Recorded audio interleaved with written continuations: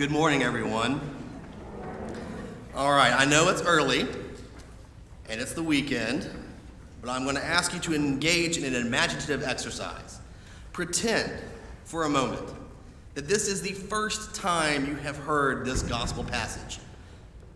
If it is the first time you've heard this gospel passage, no shame. But pretend you've never heard this before. This is the very first time. And then pretend again that I neglected to tell you who was the speaker. I had a blip and I missed the first two Jesus said words. So this is just the advice that someone's giving in the Gospels. It can be anyone, Bob the Galilean, it doesn't matter. Would you trust Bob? Would you trust him? Would you hear these words and say, Bob sounds like he knows what's going on? Because odds are, if you heard Bob or anyone else say, you know what, love the people who hate you, who want to cause you harm. That person that's bothering you, get closer to them, spend more time with them. Someone's asking you for a ton of money, give with no questions asked. Someone has actually struck you, present the other side. This sounds like complete foolishness. What's more, we have the story from the Hebrew Bible, our Old Testament lesson for today, the story of Joseph, who of anyone in the story has a right to be angry, to be frustrated, to hate. The very people who sold him into slavery, and not just strangers, his brothers, have now shown up, hat in hand. The power dynamic switched.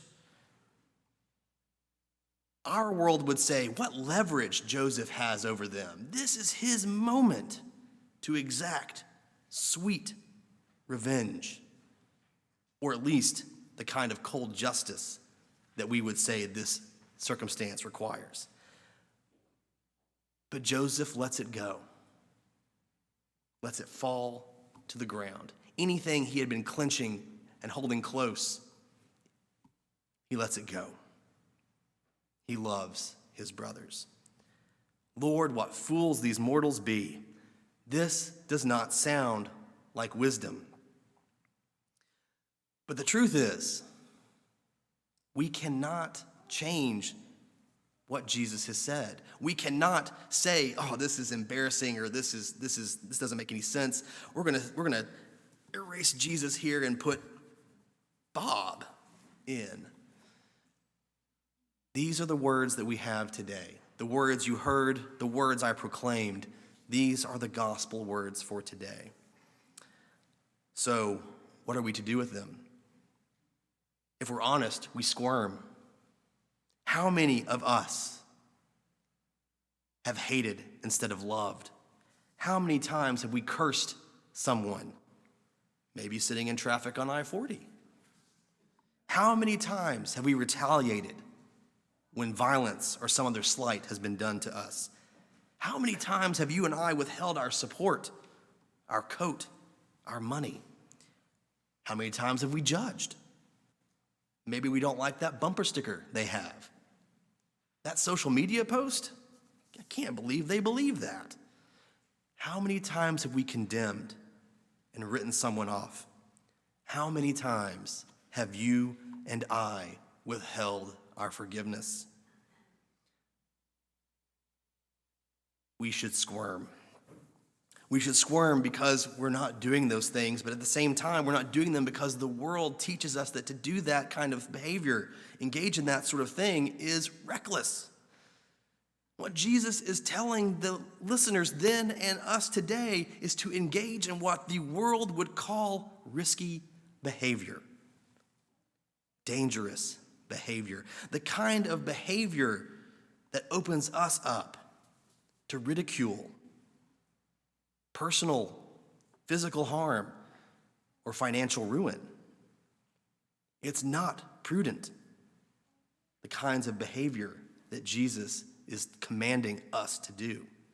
Because our world works in such a way that things like preemptive defense, if such a word can exist, makes common sense on the geopolitical stage.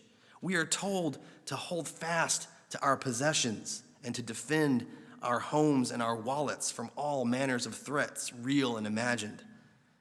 Why would any of us open ourselves to this kind of harm or setback? Well, it's a shame we don't get the end of this chapter, chapter 6, because what Jesus ends this little portion of the Sermon on the Plain with is a illustration of a wise and foolish man, these two builders. The wise man takes time to set the foundation, to make sure everything is done just so, at great physical and financial cost, because that bedrock is never really at the surface. You have to dig down. You have to put in the sweat equity to get that foundation firm. But when the flood comes, the house stands firm. The foolish man probably watched the wise man and thought, look at this guy. He's wasting his time. You could throw up 5 houses for the time it's taking him to throw up one. Look at this nice, flat, level plain of sand right here. How quickly and cheaply we can just throw stuff up, and then you're done. I mean, it doesn't even take you a day. You can go catch the gladiatorial game at the amphitheater later. But then when the floodwaters come, the house built on the shaky, flimsy sand, washed away. And Jesus introduces this story by saying posing the question, why do you call me Lord, Lord, and do not do what I tell you? How can you say, I am Lord, and then ignore what I'm telling you to do? And he's saying the wise man heeds the words. The wise man knows that to follow involves cost and involves work and is difficult. The foolish man nods along, says, that sounds pretty good, sure, yeah. But that's never going to fly.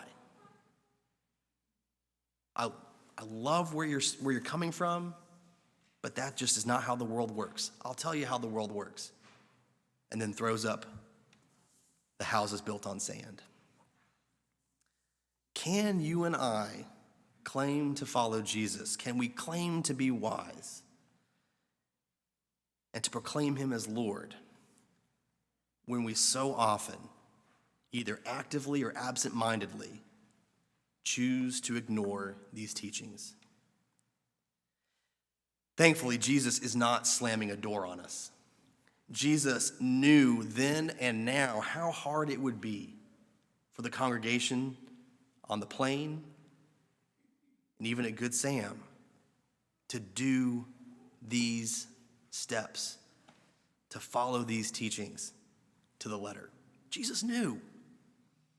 And the key for us, for the whole passage, in my opinion, is the verse where Jesus commands to be merciful, just as your Father is merciful.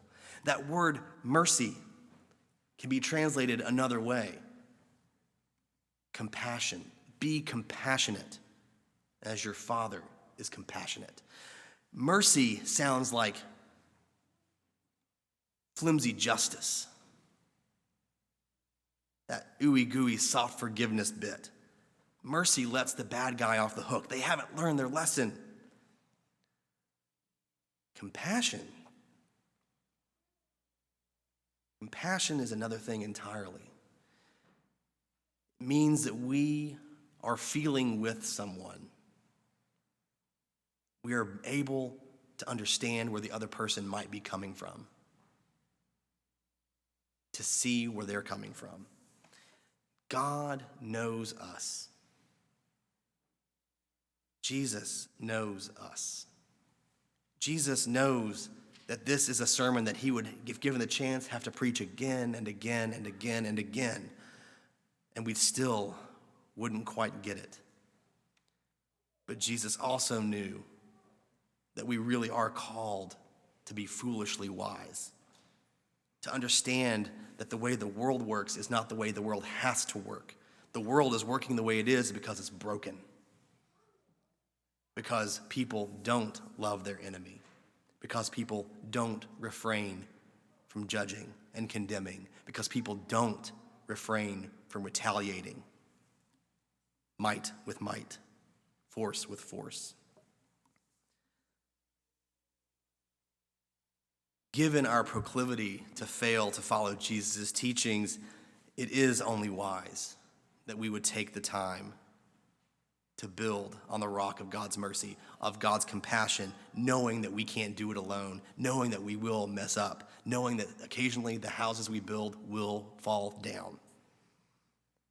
But rather than building our houses, our trust, our lives on the shifting sand of a foolish world, God invites us to be foolishly wise and build right.